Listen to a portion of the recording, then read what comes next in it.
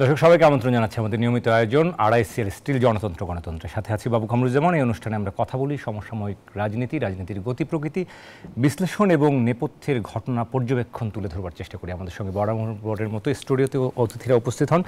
আজকে আমরা মূলত কথা বলতে চাই জাতীয় ঐক্য নিয়ে। জাতীয় ঐক্য গণ অভ্যুত্থানের চেতনা ম্লান হচ্ছে কিনা এই প্রশ্নকে সামনে রেখে আমরা জানি যে আজকে কিন্তু প্রধান উপদেষ্টা কার্যালয়ে সর্বদলীয় যে বৈঠক হয়েছে সেই বৈঠকের মধ্য দিয়ে প্রধান উপদেষ্টা ডক্টর মোহাম্মদ ইউনূস কিন্তু বলেছেন যে একতার মধ্য দিয়ে আসলে একটি এই অন্তর্বর্তী সরকারের জন্ম হলো, যে অভ্যুত্থানের মধ্য দিয়ে যে একতার মধ্য দিয়ে নতুন বাংলাদেশ বিনির্মাণ হলো, সেই একতা আসলে সত্যিকার অর্থে আমরা কতটা অটুট রাখতে পারছি, কতটা ধরে রাখতে পারছি, এই প্রশ্ন আসলে রাখতে চাই। আজকে স্টুডিওতে আমাদের সঙ্গে দুজন অতিথি রয়েছেন, আমরা পরিচয় করে দিচ্ছি। আমাদের সঙ্গে সোহরাব হাসান রয়েছেন, যুগ্ম সম্পাদক প্রথম আলো, সিনিয়র সাংবাদিক। স্বাগত জানাচ্ছি সোহরাব হাসান আপনাকে।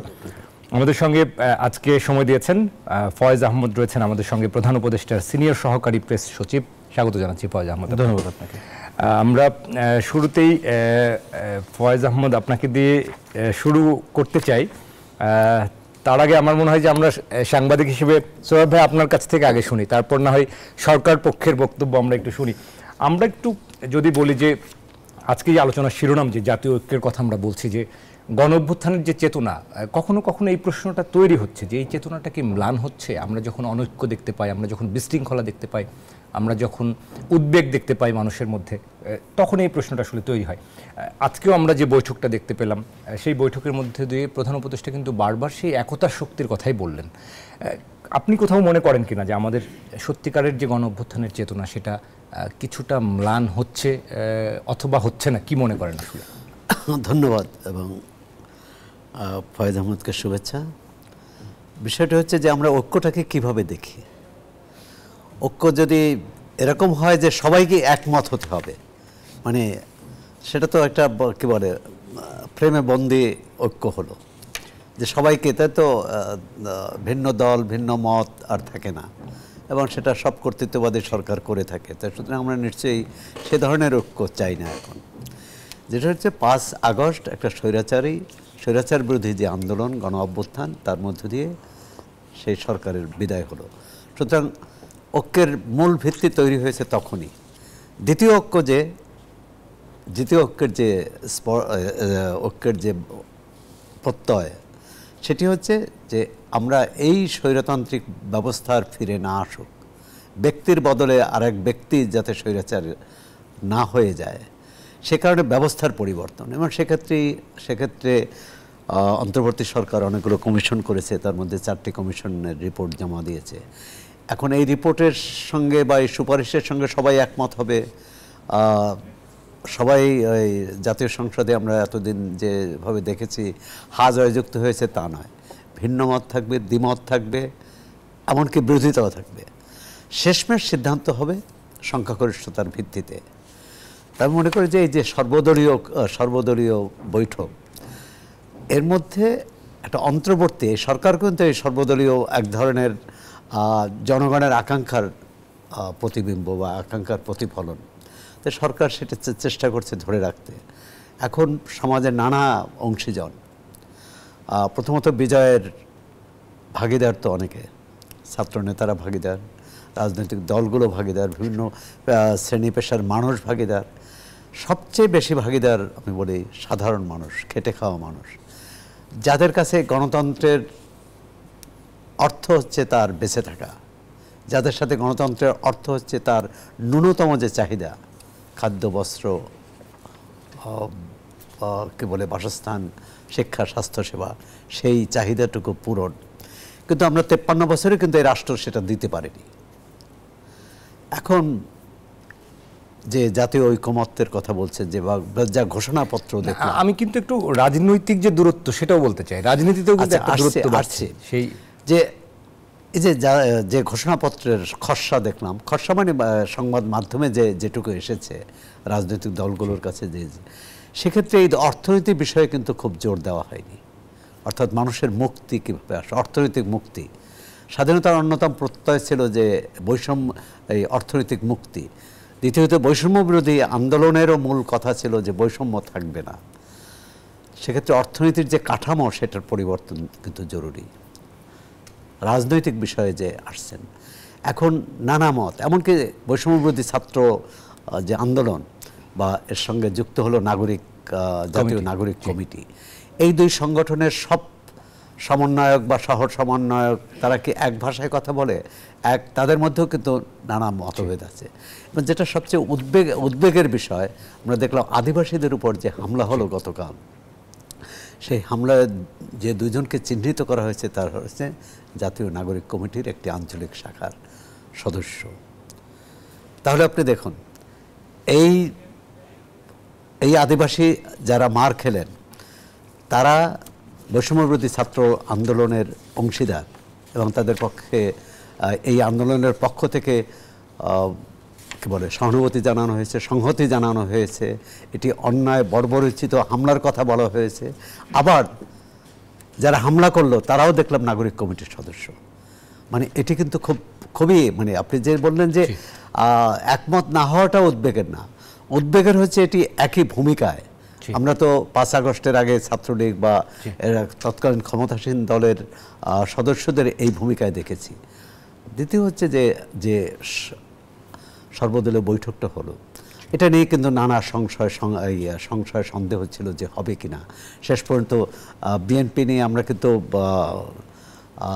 স্ক্রলে নানা রকম, প্রথম হলো যে কেউ যাবেন না, পরবর্তী গেলেও তিনি কিছু বলবেন না, তিনি শুধু শুনে আসবেন অথবা তার মৌন প্রতিবাদ জানিয়ে আসবেন। কিন্তু শেষ পর্যন্ত গেলেন এবং আরও দু একটি সংগঠন যায়নি, সেটি আমন্ত্রণ পত্র দেওয়ার মধ্যে ঘাটতি আছে নানা রকম। তো সুতরাং সেখানে অবশ্যই প্রধান উপদেষ্টা যে কথাগুলো বলছেন খুবই গুরুত্বপূর্ণ। তিনি রাজনৈতিক দলগুলোর উপর আস্থা রাখতে চেয়েছেন। এখন রাজনৈতিক দলেরও দায়িত্ব তার উপর আস্থা, তার উপর মানে এই সরকারের উপর আস্থা। এই বোধহয় প্রথম বৈঠক যেখানে রাজনৈতিক দলের নেতৃবৃন্দ, ছাত্র নেতারা এবং সরকারের প্রতিনিধিরা একসঙ্গে বসেছেন এবং একে অপরের কথাবার্তা শুনেছেন। এর আগে আমরা দেখলাম যে ছাত্র নেতারা একভাবে কথা বলছেন, রাজনৈতিক নেতারা আরেকভাবে এবং সরকার ভিন্নভাবে। সেক্ষেত্রে একটা তো অগ্রগতি বলবো যে তারা মানে একসঙ্গে বসে খোলা মনে কথাবার্তা আলোচনাটা করতে পেরেছেন। জি, অনেক ধন্যবাদ সৈয়দ হাসান। আমরা আসবো আপনার কাছে। আমাদের সঙ্গে যেহেতু ফয়েজ আহমদ রয়েছেন, প্রধান উপদেষ্টা সিনিয়র সহকারী প্রেস সচিব, আরও একবার স্বাগত ফয়েজ আহমদ আপনাকে। আপনার কাছেও একই প্রশ্ন আসলে রাখতে চাই। আমরা যেহেতু গণঅভ্যুত্থানের চেতনার কথা বলছি, একতার কথা বলছি, সেই একতার জায়গায় আজকে যে সর্বদলীয় বৈঠকটি হলো, সেই বৈঠকটি আসলে কতটুকু ফলপ্রসূ হলো মনে করেন, বা এটার আউটকাম নিয়ে যদি একটু শুরুতে মূল্যায়ন করতে বলি। আপনাকে ধন্যবাদ। আজকে যেই বৈঠকটি অনুষ্ঠিত হয়েছে, প্রধান উপদেষ্টা উপস্থিত ছিলেন, বেশ কয়েকটি রাজনৈতিক দলের নেতারা, জোট এবং সংগঠনের নেতারা সেই বৈঠকে উপস্থিত ছিলেন। সেটা যদি ফলপ্রসূ কতটা হয়েছে আপনি এটা বলেন, তাহলে আমাকে এক বাক্যে যদি উত্তর বলি, এটা অবশ্যই ফলপ্রসূ হয়েছে। কারণ এটা একটি জাতীয় ঘোষণা নিয়ে কথাবার্তা হচ্ছে। সেই ঘোষণাটা কিভাবে হবে, ঘোষণাটা কি হবে, হবে কিনা, হওয়ার প্রয়োজনীয়তা আছে কিনা, সেখানে না, যে সবাই যতগুলি রাজনৈতিক দল উপস্থিত হয়েছে সবাই এ বিষয়ে একমত যে একটি ঘোষণা হওয়ার প্রয়োজন আছে, এ বিষয়ে সবাই একমত। তবে সেটা কেমন হবে, সেটার মেরিটটা কি হবে, এটা একটা রাজনৈতিক দলিল হবে নাকি এটা একটা আইনি দলিল হবে, এই বিষয়গুলি নিয়ে অনেক আলোচনা হয়েছে এবং বলা হয়েছে যে এইটা হচ্ছে এই সংক্রান্ত আলোচনার প্রাথমিক আলোচনা শুরু হলো আজকের মধ্য দিয়ে।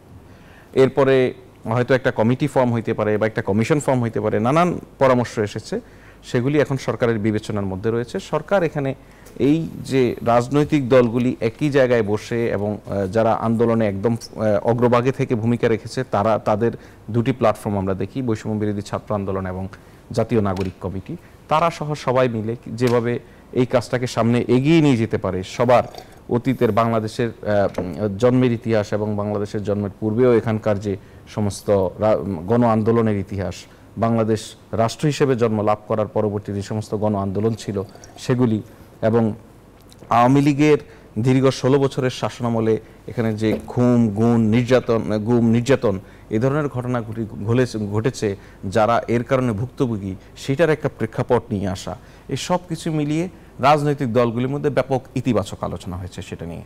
হ্যাঁ, তবে এই একই সঙ্গে এই আলোচনাটা হয়েছে, এটা খুব তড়িৎ গতিতে করাও সম্ভব নয়, আবার এটা নিয়ে অনেক বেশি কালক্ষেপণ করারও কোনো কারণ নেই। এই কথাগুলি সেখানে হয়েছে। ওভারঅল যে বিষয়টা এসেছে সেটা হচ্ছে খুবই ইতিবাচক, সবার মধ্যে এই মনোভাবটা আছে এবং সবাই অনেকগুলি বিষয় নিয়ে কথা বলেছে, কিন্তু মূল কথা যে জায়গায় আসছে সবাই মনে করে যে হ্যাঁ এমন একটা ঘোষণাপত্র হতে পারে, সেটা নিয়ে নিজেদের মধ্যে আলোচনা হবে। আর আপনি দূরত্বের যে প্রশ্নের কথাটা বলছেন, দূরত্বের বিষয়ে দেখুন, আপনি 5 আগস্ট পূর্ববর্তী সময় এবং 5 আগস্ট পরবর্তী সময় বাংলাদেশের রাজনৈতিক দলগুলিকার মধ্যেকার সম্পর্ক একরকম না থাকার অনেকগুলি রাজনৈতিক যৌক্তিক কারণ আছে। কিন্তু এর একটা কারণ হচ্ছে 5 আগস্টের আগ পর্যন্ত এই সব রাজনৈতিক দল যারা ক্রিয়াশীল এবং গণতান্ত্রিক রাজনৈতিক দল, এরা লড়াইটা করেছে একটি ফ্যাসিজমের বিরুদ্ধে। আওয়ামী লীগের মতো একটি মানে গেড়ে বসা একটি ভয়ঙ্কর রাজনৈতিক শক্তি, যেটা নিজেকে রাজনীতির বাইরে এসে স্বৈরশাসকে পরিণত করেছে, ফ্যাসিবাদে পরিণত করেছে, তাদের বিরুদ্ধে লড়াই করেছে। ওই লড়াইটাকে যদি আপনি এক পাশে রেখে আরেক পাশে চিন্তা করেন যে 5 আগস্ট পরবর্তীতে এই সবগুলি রাজনৈতিক দলেরই নিজ নিজ এজেন্ডা রয়েছে, নিজ নিজ নির্বাচনী পরিকল্পনা রয়েছে, সেই জায়গায় সবগুলি রাজনৈতিক দল কিন্তু একাকার হয়ে যাবে না, সবাই যার যার নিজস্ব রাজনৈতিক উদ্দেশ্য নিয়ে কাজ করবে। সেই জায়গায় তাদের মধ্যে আমি যেটা বলি কখনো কখনো বাকযুদ্ধ মত ভিন্নতা তো অবশ্যই থাকবে। মত ভিন্ন যদি না হতো তাহলে তো এতগুলি রাজনৈতিক দলই থাকতো না, সব এক দলই হয়ে যেত। তো সেক্ষেত্রে তাদের কখনো বাকযুদ্ধ হবে, অনেক কিছু হবে, কিন্তু এগুলি তো গণতান্ত্রিক পরিবেশে একটা অন্তর্বর্তী সরকার 8 আগস্ট দায়িত্ব নেওয়ার পর থেকে ওই পরিবেশটা নিশ্চিত করতে সক্ষম হয়েছে, যেই পরিবেশে সকল মানুষ তার কথাগুলি বলতে পারে, রাজনৈতিক দলগুলি ভয়হীনভাবে তাদের রাজনৈতিক চর্চাটা জারি রাখতে পারে, সেই জায়গাটা তৈরি হয়েছে। এর ফলেই এখন বিএনপি একভাবে তার রাজনৈতিক ভবিষ্যৎ নিয়ে চিন্তা করবে, জামাত ইসলামী হয়তো একভাবে করবে, নাগরিক কমিটি, গণতন্ত্র মঞ্চ, সিপিবি, বাসদ, এরা যে যার নিজস্ব রাজনৈতিক জায়গা থেকে চিন্তা করবে। সেই জায়গাটাকে আমরা কখনো দূরত্ব হিসেবে দেখতে চাই না। দূরত্ব আমরা তখন বলবো যখন জাতির কোনো স্বার্থ, যেটা কমন স্বার্থ সবার, যেখানে প্রশ্নটা হবে বাংলাদেশের সার্বভৌমত্ব, যেমন আমরা ভারত বাংলাদেশ সম্পর্কে দেখেছি। আপনি যদি সেই জায়গাটা দেখেন, সেই পয়েন্টে বাংলাদেশের কোনো রাজনৈতিক দলের মধ্যে কিন্তু কোনো দ্বিমত নাই। আমরা আমাদের রাজনৈতিক দলগুলির কাছ থেকে এতটুকুই প্রত্যাশা করি যতটুকু বাংলাদেশের জন্য তারা এক থাকবে, আর নিজ নিজ রাজনৈতিক দলের সাথে তারা বিভিন্ন রকমের বক্তব্য দেবে, বিভিন্ন রকমের পরিকল্পনা নিয়ে এগোবে, এটার ভিন্নতা থাকতেই পারে, এটা খুব ইতিবাচক বিষয়। জি নিশ্চয়ই। ফরিদ আহমেদ, একটু বলবেন কিনা যে আমরা আজকের যে আলোচনার শিরোনাম বলছিলাম যে গণ অভ্যুত্থানের চেতনা ম্লান হচ্ছে কিনা, সেই প্রশ্ন যদি আপনার কাছে রাখি, আমরা যখন রাস্তায় আবারও দেখি লাঠি, আবারও দেখি রক্তপাত, তখন মানুষের মধ্যে তখন আমরা যে একটা ইতিবাচক পরিবর্তনের কথা বলেছি, যে একটা ঐক্যের কথা বলেছি, যে একটা আকাঙ্ক্ষা তৈরি করেছি, সেটার একটা বিপরীতমুখী চিত্র যখন সামনে চলে আসে তখন মানুষের মধ্যে এক ধরনের উদ্বেগ তৈরি হয়। সেই জায়গায় এই ম্লান হওয়ার প্রশ্নটি যদি আসে তখন আসলে কিভাবে বলবেন? দেখুন, ম্লান হওয়ার প্রশ্ন আসতে পারে, কখনো কখনো আমাদের সোসাইটিতে এমন ঘটনাও ঘটতে পারে যেটা গণ অভ্যুত্থানের যে স্পিরিট সেটার সঙ্গে সাংঘর্ষিক। প্রশ্নটা হচ্ছে সেই অবস্থানটাকে রাষ্ট্র বা সরকার যারা পরিচালনা করে তারা সেটা অন করে কিনা। যদি তারা সেটা অন করে বসে তাহলে বিপর্যয়টা ঘটবে। যখন তারা সেটা অন না করে সেই বিষয়ে কার্যকর ব্যবস্থা কি নেওয়া যায় সেজন্য পদক্ষেপ নেবে, তখন আপনাকে বুঝতে হবে গণ অভ্যুত্থানের যে স্পিরিট, সেই স্পিরিটটা ধরেই সরকার এগোচ্ছে বা যারা দায়িত্বে আছেন তারা এগোচ্ছে। এখন মুশকিল কোনটা হয়, দেখুন প্রত্যাশার পারদ আসলে অনেক উঁচুতে, কিন্তু বাস্তবতা হচ্ছে আপনাকে এখনো প্রশাসন বলেন, পুলিশ বলেন, সরকার যে সমস্ত প্রতিষ্ঠান নিয়ে কার্যক্রম পরিচালনা করে, যে এই সকল প্রতিষ্ঠানগুলিতে 5 আগস্ট পরবর্তীতে যে বিপর্যয় নেমে এসেছে, যার কারণ হচ্ছে একদমই ক্ষুদ্রাতি ক্ষুদ্র আকারেও এখানে রাজনীতিকীকরণ করা হয়েছে। এখানে আপনি দেখেছেন 5 আগস্টের পরবর্তীতে মসজিদের ইমাম, মন্দিরের পুরোহিত, হ্যাঁ মক্তবের মুয়াজ্জিন বা এই ধরনের মানুষেরাও পালিয়েছে। আপনি দেখুন এমন এক ঘটনা ঘটেছে যে একটি রাজনৈতিক দলের সকল এমপি, প্রায় 1800 এমপি ছিল এই তাদের 3 মেয়াদ 4 মেয়াদ ধরে সময়ে 16 বছরে, সবাই পালিয়েছে। তো এরকম একটা পরিস্থিতিতে তারা পুরো সিস্টেমটাকে যেভাবে পলিটিসাইজ করেছে, এটা ওভারনাইট একটা মানে শুদ্ধ আমরা যেটা স্বপ্ন দেখি, যেই বাংলাদেশের কথা আমরা বলি, সে জায়গায় নিয়ে আসা সম্ভব না, সেটা কঠিন অবশ্যই। সেই জায়গাটাই সংগ্রামটা হচ্ছে। আর সেই জায়গাটাই যেন করা যায়, সেটা কিন্তু একটা কাগজে লিখে দিলাম এখন এটাকে পরিষ্কার করতে হবে, তাতে হয় না। সেজন্যই কিন্তু আপনার এতগুলি সংস্কার কমিশন গঠন করতে হলো। সেই সংস্কার কমিশনগুলির রিপোর্ট জমা পড়েছে গুরুত্বপূর্ণ 4টি কমিশনের। সো এই রিপোর্টগুলি এখন রাজনৈতিক দলের সঙ্গে আলাপ আলোচনার ভিত্তিতে, যেটা আপনি জানেন যে সংলাপ হয়তো ফেব্রুয়ারির মাঝামাঝিতে শুরু হতে পারে, এর মধ্য দিয়ে আমরা একটা পরিচ্ছন্ন, যদি পুলিশ বাহিনীর কথা বলি, যদি বা সিভিল অ্যাডমিনিস্ট্রেশনের কথা বলি, সে জায়গায় আমরা যে স্বপ্নটা দেখি সেই স্বপ্নের পথে আমাদেরকে হাঁটতে হবে, এটা হচ্ছে গুরুত্বপূর্ণ। আমরা আসবো আপনার কাছে আবারও। বিশেষ করে একটা প্রশ্ন আসলে অনেকের মধ্যেই করে, কারণ যখন যে সরকার দায়িত্বে থাকে তখন যে কোনো অস্বস্তিকর ঘটনা ঘটলে সেই সরকার তো দায় এড়াতে পারেন না, সেটা থেকেই যায়। এই যে পুলিশ বাহিনীর কথা বললেন বা আইন শৃঙ্খলা পরিস্থিতির অবনতি নিয়ে সবার একটা অভিযোগ, সেটা নিয়ে সরকার কি আসলে যথাযথ কার্যকর উদ্যোগ নিচ্ছে, সেটি কাজ করছে না, ফাংশন করছে না, বিষয়টা কি এরকম? আপনি যেটা বললেন যে যখন যারা ক্ষমতায় থাকে তারা দায় এড়ানোর চেষ্টা করে, মানে দায় এড়ানোর সুযোগ থাকে না, তাদের দায়টা নিতে হয়। ধরেন দায় এড়ানোর চেষ্টা করে, এটা হচ্ছে ভয়ঙ্কর, এটা হচ্ছে হাসিনের স্টাইল। যে ঘটনা ঘটেছে উনি বলবেন যে ঘটেই নেই। আমরা তো গুম খুনের ঘটনা জানি, তো আমি তো আমার সাংবাদিকতা ক্যারিয়ারে বহু গুম খুন নিয়ে প্রতিবেদন করেছি। সে সময় আমরা যতবারই স্বরাষ্ট্রমন্ত্রী বলেন বা কখনো কখনো পররাষ্ট্রমন্ত্রী বলেন, এদেরকে জিজ্ঞেস করেছি গুমের ঘটনা যে আন্তর্জাতিক অমুক সংগঠন বলছে যে এতগুলি ঘটেছে, ওনারা আমাদের এখানে গুম বলে কিছু নেই, এক্সট্রা জুডিশিয়াল কিলিং বলে কিছু নেই, অস্বীকার করেছে। এই অস্বীকারের প্রবণতা থেকে বের হওয়ার খুব জরুরি। সো সেই সমস্ত জায়গায় দায় এড়ানোর উপায় নেই বলছেন না, যে সমস্ত জায়গায় ঘটনা ঘটবে সে সমস্ত জায়গায় দায় নিতে হবে, সরকারের দায় নিতে হবে। সেই জায়গা থেকে সরকার দায় কোনো এড়াচ্ছে না। সরকার এই যে আপনি হামলার কথা বলছেন বা যেই অপ্রীতিকর ঘটনাগুলির কথা বলছেন, সেগুলি প্রত্যেকটা বিষয় খুবই কার্যকরভাবে লিটারেলি তদন্ত করা হচ্ছে। যারা এর সঙ্গে অভিযুক্ত, ধরুন 2 জন লোকের বিষয়ে, পরিচয়ের বিষয়ে ভাই তার বক্তব্যে বলেছেন, সেই 2 জন লোক গ্রেফতার হয়েছে, তাদের পরিচয় প্রকাশিত হয়েছে, এটাও তো এক ধরনের কাজ। সো এটাকে কোনো কিছুকে আপনার বিচারের বাইরে রেখে, অ্যাকাউন্টেবিলিটির বাইরে রেখে চিন্তা করার কোনো সুযোগ নেই, সরকার সেটা করছে না। জি, আমরাও আশাবাদী সরকার আরও আন্তরিকভাবে নিশ্চয়ই এই কাজগুলো করবেন। আমরা সোহরাব হাসান, বিরতিতে যাওয়ার আগে ছোট্ট করে একটু আপনার কাছে জানতে চাইবো যে সব মিলিয়ে আমরা যদি একটু সরকারের বিরুদ্ধে, অনেক সময় দেখা যায় যে টকশোগুলোতেই নানান রকম, যে অন্তর্বর্তী সরকার ব্যর্থ হচ্ছেন, তারা দ্রব্যমূল্যের দাম নিয়ন্ত্রণ করতে পারছেন না, নানা রকম কথা আসলে হয় এই আলোচনার টেবিলে, সেটি চায়ের দোকানেও হয়তো হচ্ছে।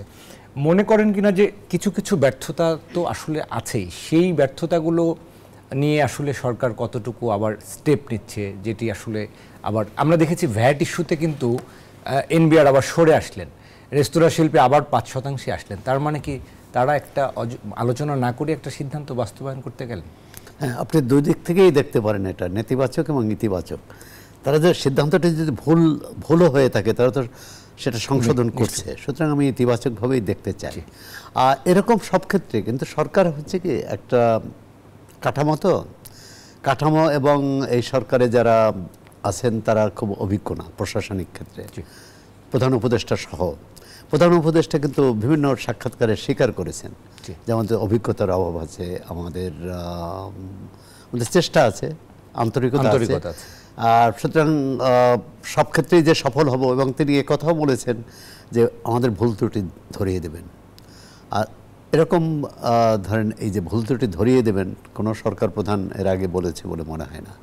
সুতরাং সব সরকারই, রাজনৈতিক সরকারগুলো বিশেষ করে, তারা ভুল ত্রুটি ধরিয়ে দিলে ভাবে যে প্রতিপক্ষের পক্ষ হয়ে, প্রতিপক্ষের সহযোগী হয়ে সরকারকে বেকায়দায় ফেলার জন্য এসব করছে। সেদিক থেকে দূরে। আর তবে একটা কথা বলবো যে কাঠামো, আমাদের শুধু তো রাজনৈতিক কাঠামো না, রাজনৈতিক কাঠামো মানে আওয়ামী লীগ যে রাজনৈতিক কাঠামো তৈরি করেছে সেটা না হয়ে গিয়েছে। আবার এর ভিতর যেটি ফয়েজ বললেন, এর সঙ্গে আমি একটু যোগ করি, এই শেখ হাসিনা 15 বছর যে প্রশাসনকে কলুষিত করেছে, যে পুলিশকে কলুষিত করেছে, যে সশস্ত্র বাহিনীর ভিতর সশস্ত্র বাহিনীকে তার বশে আনতে চেয়েছে, তার মধ্যে থেকে তো এই প্রতিবাদটা এসেছে। সব পুলিশ কিন্তু গুলি করেনি, সব প্রশাসনের সবাই কিন্তু দালালি করেনি, তাহলে কিন্তু এই অভ্যুত্থান সফল হতো না। সেটি প্রকাশ্যে হোক, গোপনে হোক, পরোক্ষভাবে হোক, অনেকেই সহযোগিতা করছে। সুতরাং আমরা যদি বলি যে এই প্রশাসন যেহেতু ফ্যাসিবাদের প্রশাসন, সব কিছু বদলে দিতে হবে, সব কিছু। আমার মনে হয় যে সেটি খুব চরমপন্থা হবে এবং সেটি করতে যেয়ে আবার আরেকটা অন্যায় হতে পারে, অবিচার হতে পারে কারো কারো প্রতি, এবং কোনো কোনো ক্ষেত্রে হয়েছেও। আসলে সবাইকে আস্থায় নিয়ে এগোতে হবে।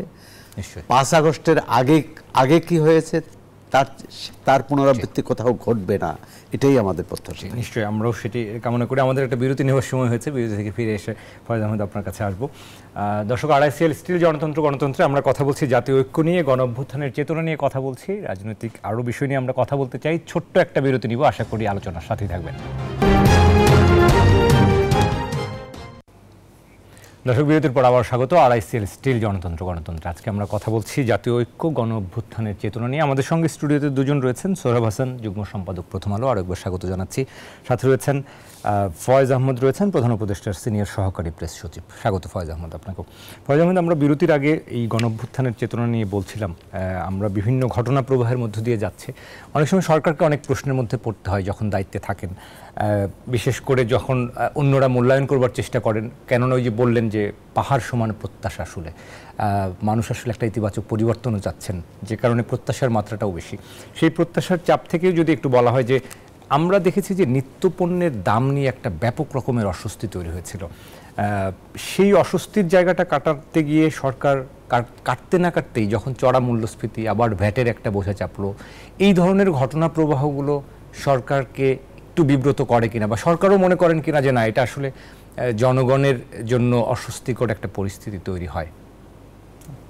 হ্যাঁ, আপনি যেটা বলছেন, আসলে সরকারের কাজ কিন্তু আসলে বিব্রত হওয়া না। সরকারের কাজ, সরকার একটা সুনির্দিষ্ট পলিসি থেকে মনে করেছে যে বিশেষ করে আগের সরকার যে পরিমাণ বাজেট ঘাটতি রেখে গিয়েছে, সেটাকে অ্যাড্রেস করার জন্য কিছু পণ্যের উপরে ব্যাট বাড়িয়েছে।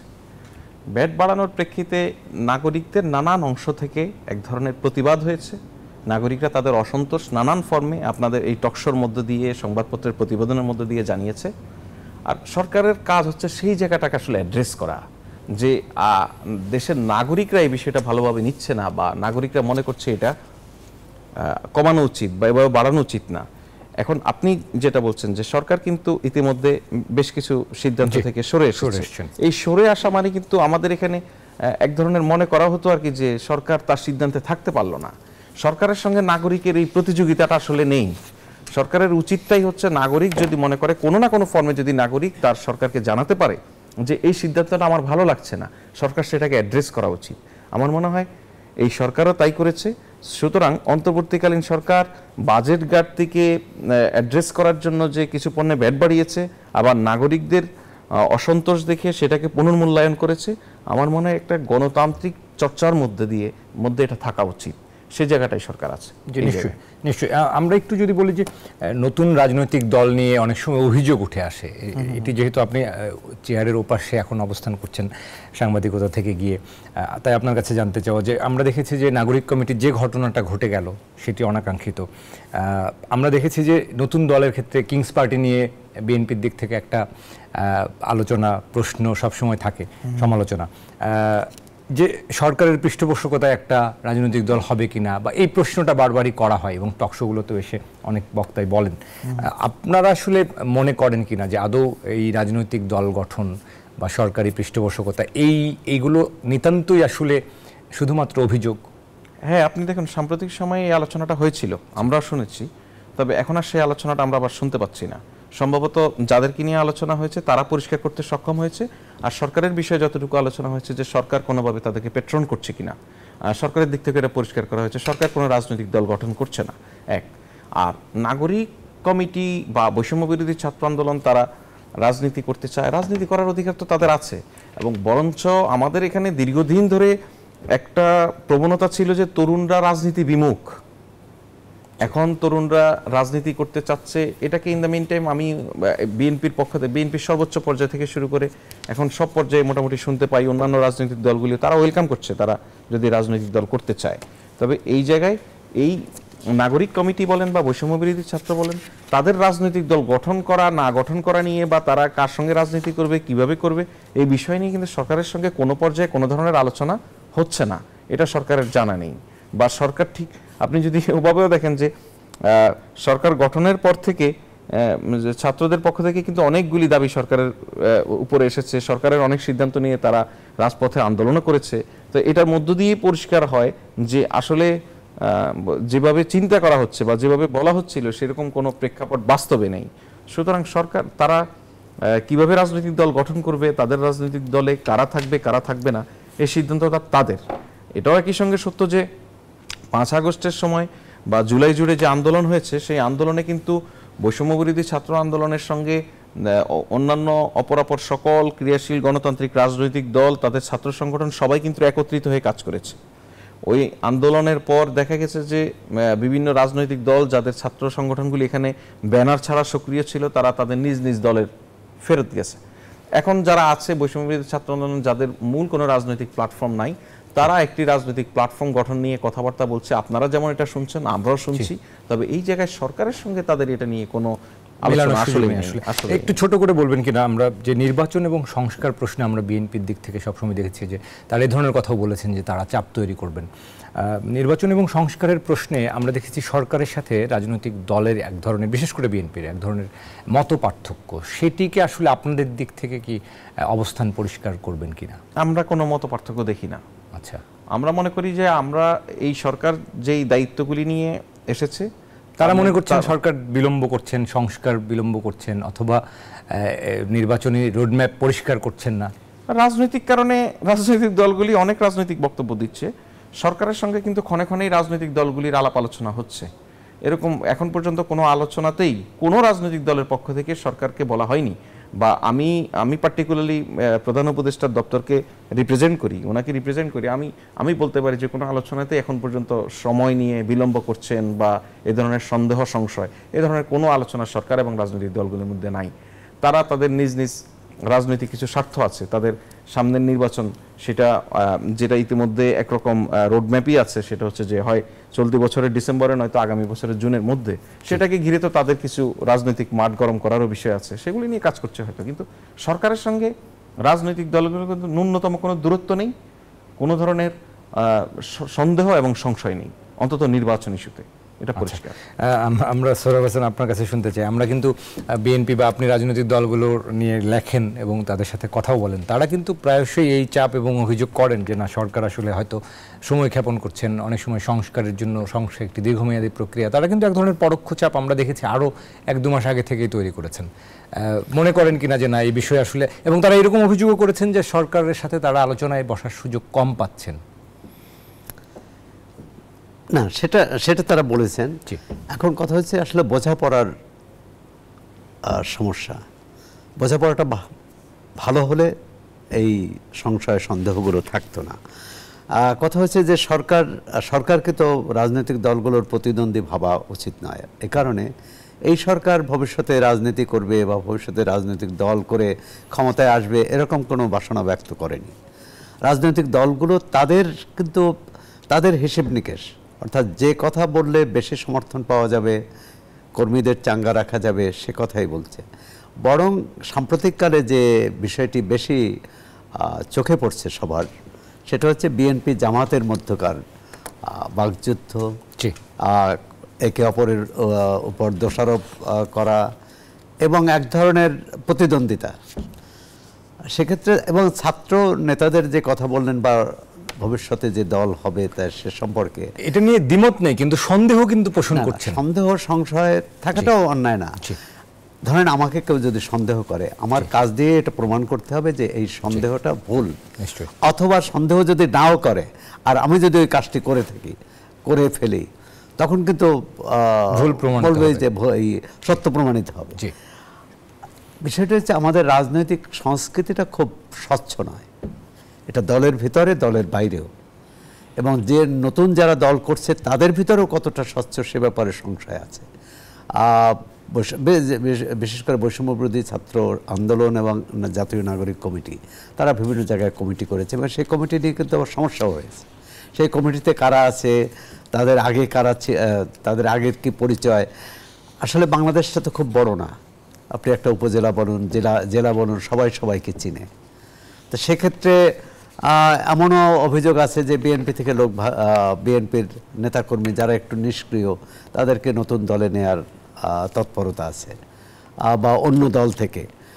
এখন নতুন দলটি কেমন হবে এটা কিন্তু ছাত্রনেতা বা নাগরিক কমিটিও ভেঙে বলেনি, শুধু তারা বলেছে এই দুই সংগঠন আলাদা থাকবে, প্রেশার গ্রুপ হিসেবে থাকবে, তারা একটা প্ল্যাটফর্ম করতে চায়।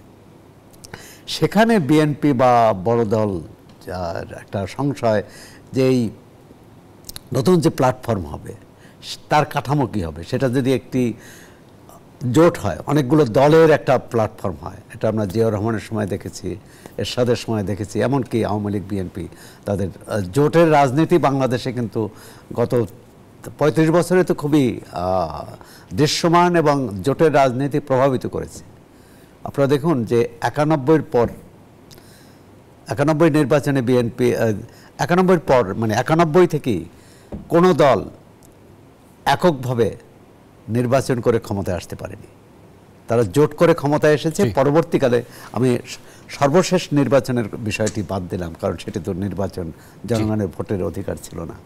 তো সুতরাং সবার মধ্যেই আছে যে আমার পক্ষে লোক না থাকুক, কিন্তু আমার যে বিপক্ষে যে দাঁড়াবে তার দল ভারী না হোক, এই মনস্তাত্ত্বিক যুদ্ধটা এখন যেটা চলছে রাজনীতিতে সেটা মনস্তাত্ত্বিক যুদ্ধ। তরুণদের তো একটা সুবিধা আছে, তরুণ বাংলাদেশে এখন যদি ভোটারদের কথা বলেন, তরুণরা হচ্ছে সংখ্যাগরিষ্ঠ, তারা যাদেরকে টানতে পারবে সেই দলের জয়ের সম্ভাবনা আছে। সেই দল রাজনীতিতে জয় পরাজয়ের চেয়েও রাজনীতিতে প্রভাব বিস্তার করা, রাজনীতিতে কর্তৃত্ব করার একটা সম্ভাবনা থাকবে। আবার কোনো ক্ষেত্রে আমরা দেখছি যে বিএনপি ছাত্রনেতাদের কোনো ইস্যুতে বিরোধিতা করলে জামাত সেটা সমর্থন করছে বা অন্য দল সমর্থন করছে। তখন এই মনস্তাত্ত্বিক লড়াই একটা হচ্ছে নির্বাচন নিয়ে। বিএনপি মনে করে নির্বাচন যতটা দ্রুত হবে তারা লাভবান হবে। জামাত বা অন্য দল মনে করছে যে এটা বিলম্বে হলে হয়তো তাদের সুবিধা হবে, কারণ বিএনপি তখন অনেক বেশি সমালোচিত হবে। ইতিমধ্যেই সমালোচনা বিএনপির পাল্লাই ভারী। তো সবটা মিলে আমি মনে করি সরকারকে কোনোভাবে এর প্রতিপক্ষ না করা। হ্যাঁ, সরকার অনেক ব্যাপারেই, আপনি অর্থনৈতিক ক্ষেত্রে বলেন, ব্যবসা বাণিজ্যের ক্ষেত্রে বলেন, সরকার অনেক ব্যর্থতা আছে, ঘাটতি আছে, দুর্বলতা আছে। সেটা কিভাবে সমাধান করা যায়, যেমন ভ্যাটের প্রশ্ন বললেন, অন্য ক্ষেত্রেও সরকারকে সক্রিয় হতে হবে। যেমন বাজার, এখন আওয়ামী লীগ আমলের সিন্ডিকেটের কথা শুনছি, এখনো সিন্ডিকেট শুনছি, চাঁদাবাজি ছিল, এখনো চাঁদাবাজির কথা আমরা শুনছি। সুতরাং এক্ষেত্রে সরকারকে শক্ত হতে হবে। আমরা আরো শুনবো, আরেকটা বিরতি নেওয়ার সময় হচ্ছে। ফয়েজ আহমদ, আমরা একটা বিরতি থেকে ফিরে আসি, বিরতি থেকে ফিরে এসে আলোচনা করতে চাই। দর্শক, আমাদের সঙ্গে দুজন অতিথি রয়েছেন, জাতীয় ঐক্য, গণ অভ্যুত্থান এবং সমসাময়িক রাজনীতি, নানা বিষয় নিয়ে আমরা কথা বলছি। আরেকটা ছোট্ট বিরতি থেকে ফিরছি, সাথে থাকুন। দর্শক, বিরতির পর আরও একবার স্বাগত। আড়াইসিএল স্টিল গণতন্ত্রে আমরা আজকে কথা বলছি জাতীয় ঐক্য, গণ অভ্যুত্থানের চেতনা। আমাদের সঙ্গে দুজন অতিথি রয়েছেন, সোহরাব হাসান, যুগ্ম সম্পাদক, প্রথম আলো, আরেকবার স্বাগত। সাথে আছেন ফয়েজ আহমদ, প্রধান উপদেষ্টার সিনিয়র সহকারী প্রেস সচিব। স্বাগত জানাচ্ছি ফয়েজ আহমদ। আমরা আলোচনার একেবারে শেষ প্রান্তে যদি একটু, আমরা যেহেতু অনেকগুলো বিষয় নিয়ে আলোচনা করেছি, আমার মনে হয় যে সংস্কার কমিশনগুলো যে কাজ করছে, আমরা দেখেছি যে নতুন করে যে রিপোর্টগুলো, আমরা যে 4টি কমিশনের রিপোর্ট পেলাম, সেই রিপোর্টগুলো নিয়ে আমরা দেখেছি যে বিএনপির দিক থেকে বা রাজনৈতিক দল হিসেবে, বড় দল হিসেবে তারা সবসময় বলে এসছেন যে সংস্কার একটি চলমান প্রক্রিয়া, দ্রুত তাদের নির্বাচনের দিকে আসলে তাদের মনোযোগ। কিন্তু এই সংস্কার আমরা দেখেছি যে এই ধরনের প্রতিবেদনগুলো করবার ক্ষেত্রে হোয়াইট পেপার কমিটি থেকে শুরু করে যারা করেছেন, এটা যথেষ্ট সময় সাপেক্ষ একটা ব্যাপার। তাদের দিক থেকে কিন্তু বলেছেন যথেষ্ট অতিরিক্ত সময় দিয়ে তাদেরকে হয়তো দিনে 8 ঘন্টার রুটিন থেকে বের হয়ে গিয়ে অনেক কাজ করতে হয়েছে। সেই জায়গাটিতে আমরা আসলে তাড়াহুড়া করে কি আমরা রিপোর্টগুলো করতে হচ্ছে কিনা, বা এটার জন্য যতখানি পর্যালোচনার সময় দেওয়া উচিত সেই সময়টা আসলে সরকার নিচ্ছেন কিনা, সেই জায়গাটা নিয়ে যদি ভাবনার জায়গাটা পরিষ্কার করেন। না, দেখুন, প্রথম কথা হচ্ছে যে সংস্কার একটি চলমান প্রক্রিয়া, এটা বিএনপির পক্ষ থেকে বলা হচ্ছে। এটার সঙ্গে তো সরকারও একমত। সরকার মনে করে না যে যতগুলি সংস্কার প্রস্তাব আসবে সেই সবগুলি সংস্কার এই সরকার করে যেতে পারবে, তা মনে করে না। তো আর নির্বাচনকে গুরুত্ব দেওয়ার যে বিষয়টা আসে, আপনি জাস্ট সিম্পলি যদি খেয়াল করেন, যেই সংস্কার কমিশনগুলির প্রতিবেদন ইতিমধ্যে জমা হয়েছে সেগুলি কারা? সংবিধান সংস্কার কমিশন, সেগুলি নির্বাচন সংস্কার কমিশন, সেগুলি দুর্নীতি দমন কমিশন সংস্কার কমিশন, সেগুলি পুলিশ সংস্কার কমিশন। এই তো এর মধ্যে নির্বাচনের সঙ্গে সরাসরি সম্পৃক্ত হচ্ছে নির্বাচন সংক্রান্ত সংস্কার কমিশন এবং সংবিধান সংস্কার কমিশন। তার মানে কি সরকারের দিক থেকে যদি আপনি দেখেন তাহলে সরকারও নির্বাচনকে সর্বোচ্চ গুরুত্ব দিয়েই সংস্কারকে কিন্তু চিন্তা করছে এবং প্রধান উপদেষ্টা কিন্তু ইতিমধ্যে বলে দিয়েছেন যে যে সমস্ত সংস্কার প্রস্তাবগুলি আসবে সেই সমস্ত সংস্কার প্রস্তাব নিয়ে আলোচনার প্রেক্ষিতে রাজনৈতিক দলগুলির আলোচনার প্রেক্ষিতে মতৈক্যে পৌঁছাতে হবে। মতৈক্যে যতটুকু পৌঁছানো যায় তাতে ন্যূনতম সংস্কার করে যদি নির্বাচনে যেতে হয় তাহলে এই বছরের ডিসেম্বরেই একটা নির্বাচন করা সম্ভব। আর যদি আরেকটু স্মার্টলি মানুষের জনগণের যে প্রত্যাশা আসলে সেই প্রত্যাশা পূরণের দিকে হাঁটতে হয় তাহলে আরও কিছুদিন সময় প্রয়োজন হবে, কয়েক মাস। সেটা এই জন্য তিনি এটাও বলেছেন যে আগামী বছরের জুনের মধ্যেই সেই নির্বাচনটা করা সম্ভব। তার মানে আপনি সংস্কার প্রস্তাবগুলি কমিশনগুলি রিপোর্ট চলে এসেছে 4টি কমিশনের, আগামী 31 তারিখের মধ্যে আরো বেশ কয়েকটি রিপোর্ট চলে আসবে।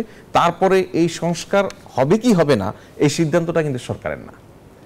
সংস্কার হবে কি হবে না সংস্কার হবে কি হবে না এই সিদ্ধান্তটা রাজনৈতিক দলগুলিকে নিতে হবে, তাদের ঐক্যের ভিত্তিতে এটি করা। রাজনৈতিক দলগুলি এখানকার মানুষের মতামতকে কিভাবে প্রতিফলন ঘটায়, তা মানুষ যেই সংস্কার চায় কি চায় না সেটা রাজনৈতিক দলগুলি সবচেয়ে বেশি ভালো জানে।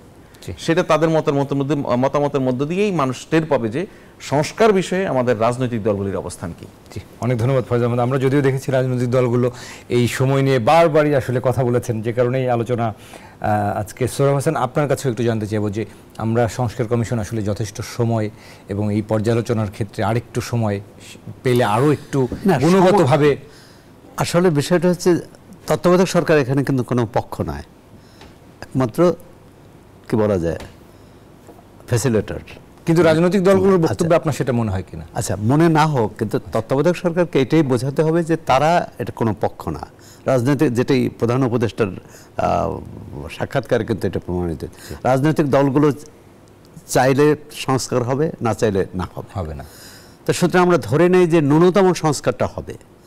এবং পক্ষে মানে সময়ের যদি কথা বলেন, যদি আমি মনে করি যে আলোচনাটা যদি 31শে ডিসেম্বর তো এই কমিশনের রিপোর্টগুলো দেওয়ার কথা 1 জানুয়ারি থেকেই হতে পারত, কিন্তু কমিশনগুলো দেরি করেছে 15 দিন। এখন ফেব্রুয়ারি মাঝামাঝি বা ফেব্রুয়ারির কথা বলা হচ্ছে। আমি মনে করি এটা আলোচনাটা শুরু করা উচিত আগেই। আর এই আলোচনা কিন্তু এর আগে যতগুলো আলোচনা হয়েছে এরকম হলে ঠিক হবে না। এটি বিস্তারিত আলোচনা হচ্ছে, প্রতিটি দলের সাথে যতটা সম্ভব সব দলগুলোর সাথে আলাদা আলোচনা করা। কারণ বিএনপির যে চাওয়া তার সাথে গণতন্ত্র মঞ্চের কোনো শরিকের চাওয়ার মিল নাও থাকতে পারে, একইভাবে ইসলামী দলগুলোরও।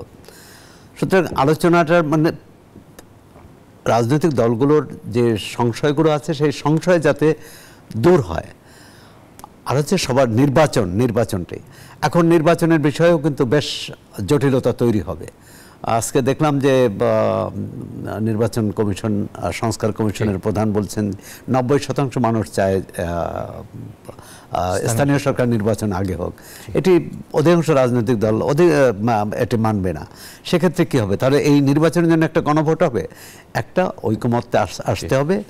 সেটি জাতীয় নির্বাচন আগে হোক বা স্থানীয়, এই ব্যাপারে একটা ঐকমত্যে আসতে হবে। এবং আমি মনে করি স্থানীয় অন্তর্বর্তী সরকারে কোনো এখানে মত থাকবে না। রাজনৈতিক দলগুলো যেটা চাইবে সেটাই তারা করবে।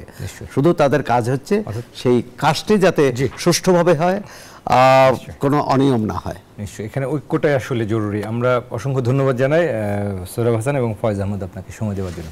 আপনাকে ধন্যবাদ। দর্শক, আমরা আশা করব যে অন্তর্বর্তী সরকার, আমরা অনুষ্ঠানের শুরুতে যেটি বলছিলাম যে একতার মধ্য দিয়ে যে সরকারের আসলে পথযাত্রা শুরু হয়েছে, একতার মধ্য দিয়ে যেন বাংলাদেশ, পরিবর্তিত বাংলাদেশ, অর্থাৎ আমাদের যে বৈষম্যহীন আকাঙ্ক্ষার বাংলাদেশ, সেই বাংলাদেশ বিনির্মিত হয়, সেই প্রত্যাশা রেখে আজকের আরএসএল গণতন্ত্র আমরা শেষ করছি। আগামীকাল আবারও নতুন অতিথি নিয়ে, নতুন বিষয় নিয়ে আপনাদের সাথে দেখা হবে। সবাই ভালো থাকুন, শুভরাত্রি।